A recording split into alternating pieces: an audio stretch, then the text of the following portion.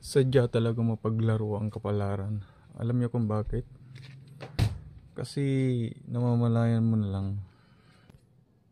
Base sa aking karanasan, kahit anong iwas mo sa mga taong mapaglinlang, andyan at andyan pa rin.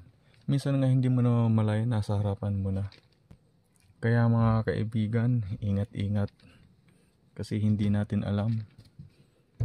Yung may balak na pala sa ating masama ay nandyan lang sa ating tabi.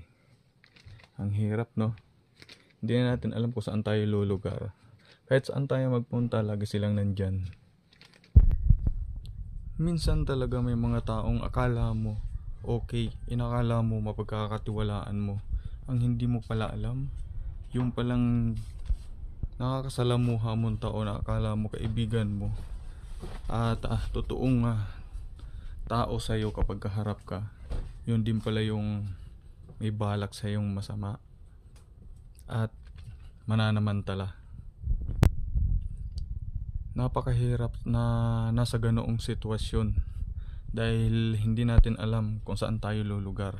Hindi natin alam kung saan yung tama at mali, at hindi natin alam kung ligtas ba tayo sa lahat ng mga nakakasalamuhan natin. Kasi naglipa na ang mga original na plastic sa ibabaw ng mundo, guys. Sa ibabaw ng lupa, parang ganon. So kaya ingat-ingat mga kaludes. Ayan, sana maging aral to sa ating lahat at may matutunan kayo. Thank you.